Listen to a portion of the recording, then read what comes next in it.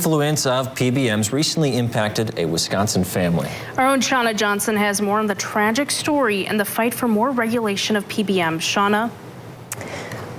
A bill to regulate pharmacy benefit managers never made it to vote in the Assembly, but families and independent pharmacy owners from across the state say legislation is needed to save lives. Unfortunately, it's already too late for one Wisconsin family.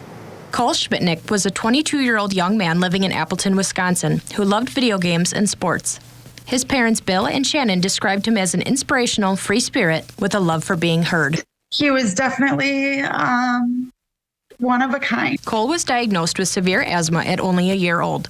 He had just recently moved out on his own with opportunities to chase dreams until his life was cut short. January 10th, he went to his pharmacy to get his prescription and was told it was no longer covered by his insurance. He was told there was no alternative and no generic.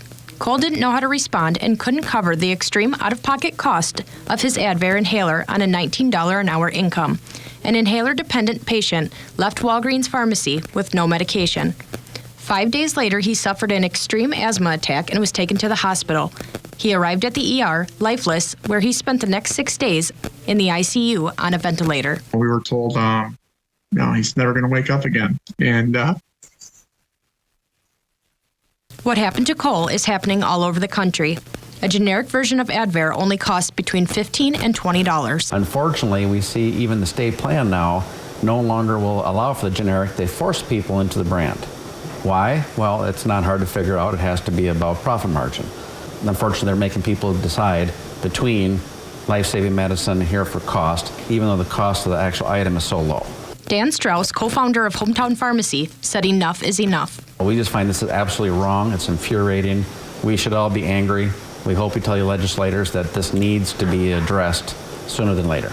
In the last legislative session, the Pharmacy Benefit Manager Regulation Bill wasn't brought to a vote. The bill was designed to create transparency in the system and prohibit the PBM's control over the pharmaceutical industry as a whole. We're very frustrated that it never got a chance to be voted upon. Strauss said there are a lot of negative speculations as to why the bill didn't make it to the floor. In politics, there's a lot of moving parts.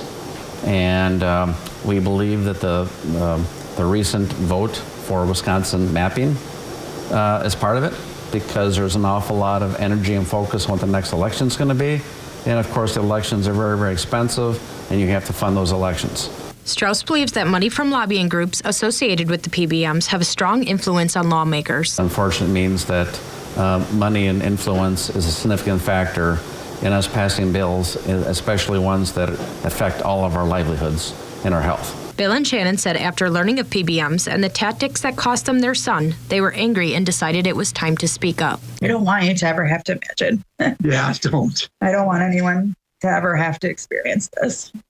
Their goal is to share Cole's story and raise awareness. You know, we just kind of feel like this is now our fight to fight for him. Absolutely. We want to just, if we can prevent it in one other person, I mean, just that alone would be a little solace or a little something. I know we can never have our son back. He's gone. Cole's situation is not the only one, and this can happen to anyone. Every day, life-saving medications are becoming inaccessible to patients who need them. We need our senators and our congressmen to help this process. That's why they're there in office, for our complaints, our concerns, our needs. And, the games that are played are just costing lives. Reporting from Rhinelander, Shauna Johnson, Newswatch 12.